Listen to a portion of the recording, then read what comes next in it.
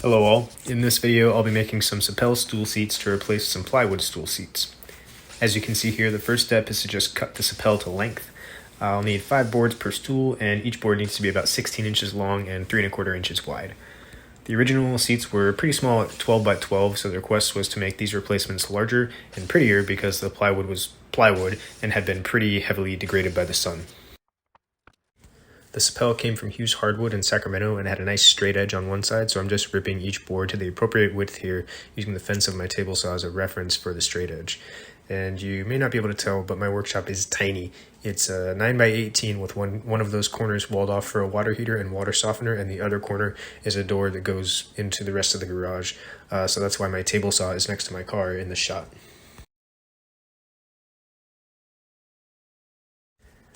Alrighty, next is prep for the glue up. What I'm doing is lining up the boards and then using a neat trick to mark where to drill holes for dowels. Better woodworkers than I say dowels don't really add any strength, but they're good for alignment. They might be overkill in this case, but once the wood glue is on, boards like to slide around under pressure, so I like to use dowels when I can. The neat trick I referenced was to file down the pins on an old coping saw blade and then use a clamp to hold the blade in a way that the pins are at a consistent depth, and then whack the two boards together, giving me a nice starting point to drill holes for the dowels. The depth of the dowels in this case is very important because we're going to be power carving the butt shape in the stool seat, and we need to make sure the dowels are deep enough that they're not going to become exposed when we do that power carving and remove material. Here I'm obviously doing the glue up, which I always find to be super stressful. That's usually because it's critical how the pieces line up, but in this case it's really not, and the dowels did their job well, so it went really smooth. Now is a good time to mention that I don't record absolutely everything because I don't want to bore you when a lot of it is just repeating the same step multiple times. That's also one reason I record most of it in time-lapse. Another reason is that I can't listen to music when I record in real time, and I like to listen to music while woodworking.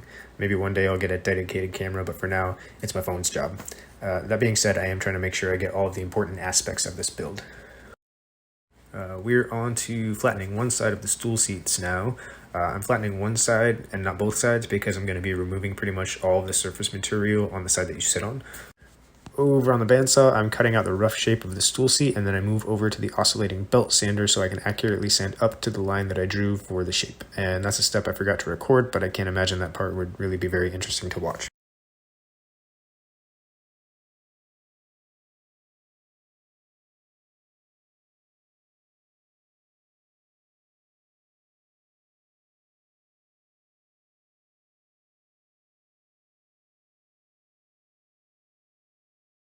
It may not be super obvious, but here I'm onto the next stool seat, and I'm using the first stool seat as a template for a flush trim bit in my router.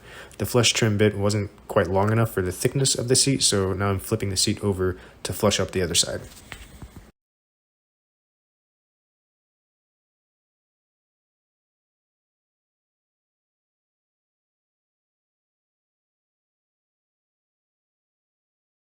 For the butt shape, I basically wanted to leave the center high and remove a bunch of material where the thighs go.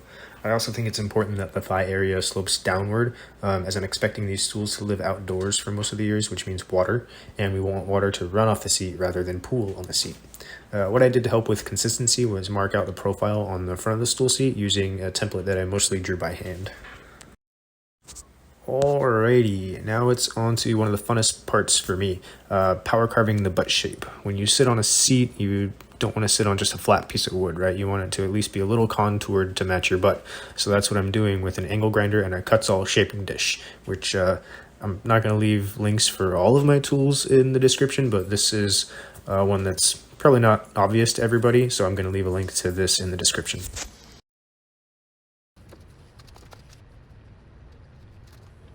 Here I'm just marking where to drill the holes for the threaded insert and then making those marks clearer and finding their centers.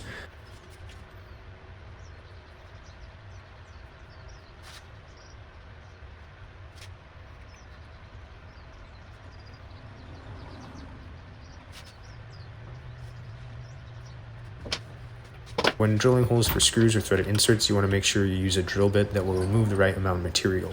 You don't want to leave the hole so small that the insert splits the wood, but you also don't want the hole to be so big that the teeth of the insert don't grab the wood. I typically drill a hole that's at least the diameter of the core of the screw or insert, which means ignore the threads and compare the bit to the center part. And then the harder the wood, the bigger the hole. because a harder wood is more likely to split.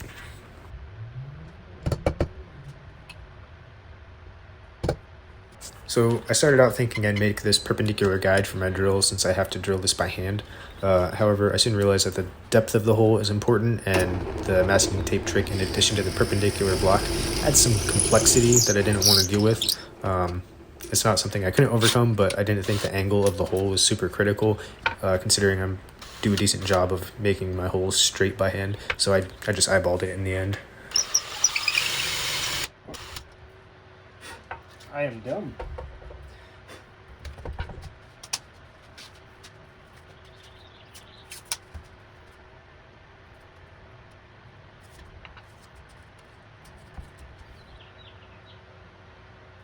Doesn't work. It's fine. If you ever do something like this, be a lot more careful than I was. The masking tape trick is handy, but it isn't foolproof. I could have easily poked through the other side if I wasn't careful. Fortunately, I was lucky until I was careful, so it all worked out.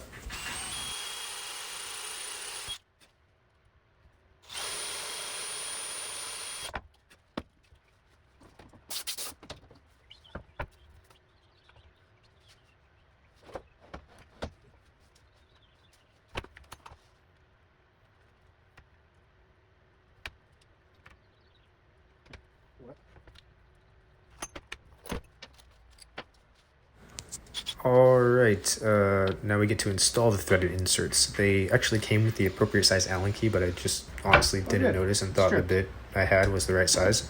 I was wrong. It was a little small, so I had to spend some time to find the right bit. After finding the right bit, I moved on to countersinking the holes so the inserts don't protrude, and of course I then inserted the inserts. If you use a drill like I did instead of a hand tool, make sure you go nice and slow. You don't want to risk basically drilling a wider hole instead of cutting threads.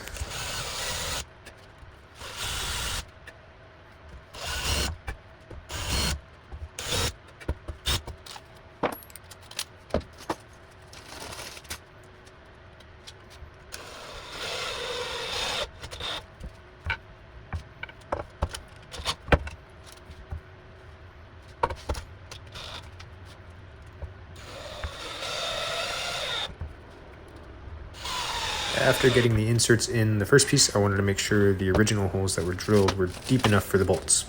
They were not, which is fine. It's better to not be deep enough than too deep. Hole is not deep enough. That's cool.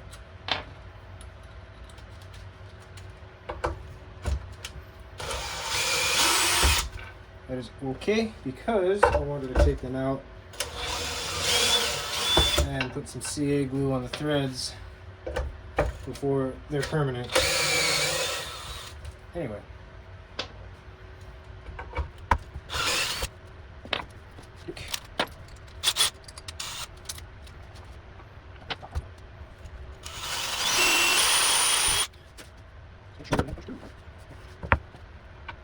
There. Quite deep.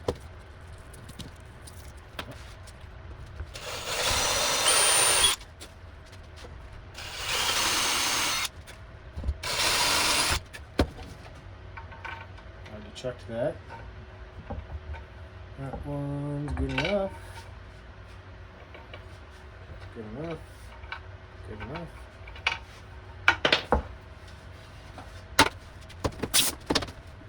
Kick.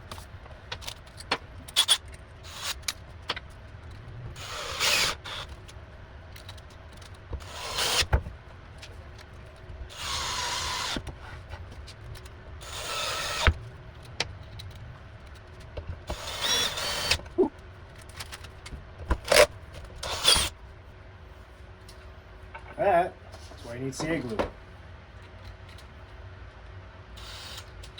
Awesome. Okay, so what you want to do is set this guy to 1. 1. Now,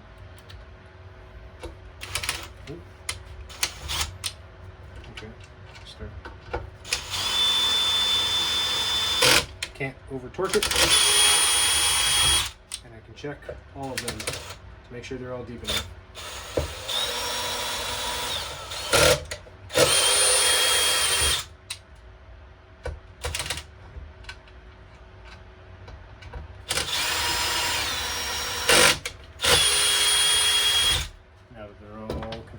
enough, I can put CA glue on the threads after I take these back out and stick them back in. I still need that.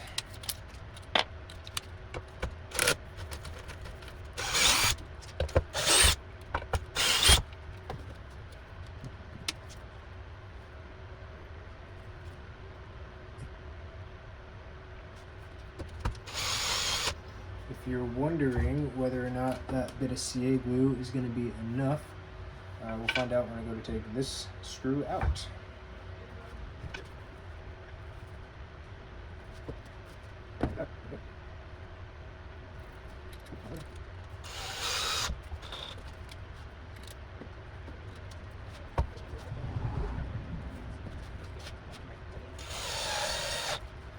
Okay, now I just got to do everything you saw me do 4 more times.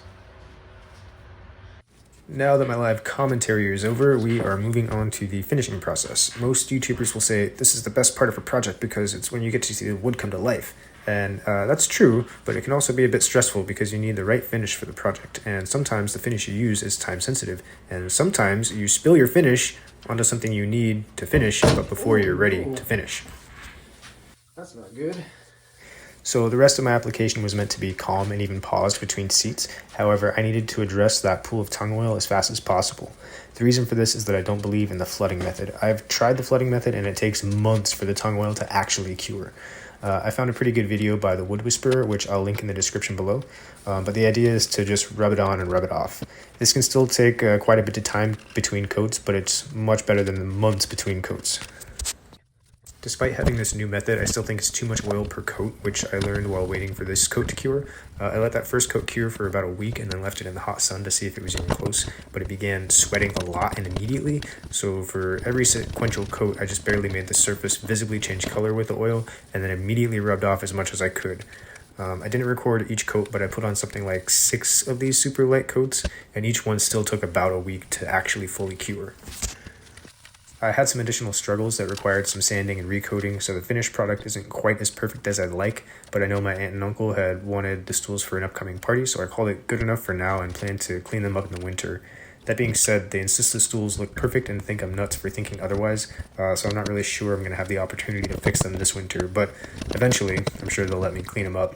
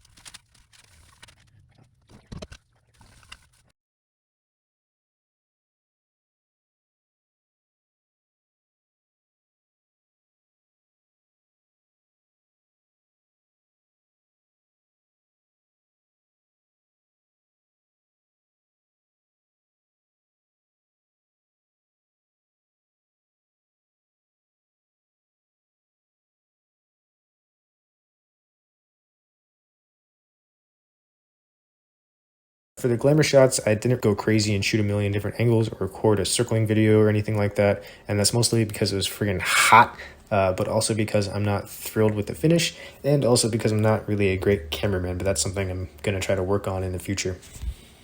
Thanks for watching my first video for One of a Kind Creations. This one was pretty standard from a woodworking and creative ideas perspective, but I really enjoy making things that are pretty functional and unique when I can. A couple examples of that would be my Battlefield chessboards and hook and ring toss games. I plan to make videos of all my future builds, but for now, feel free to peruse my website, which I've linked below, in order to see the things I typically make.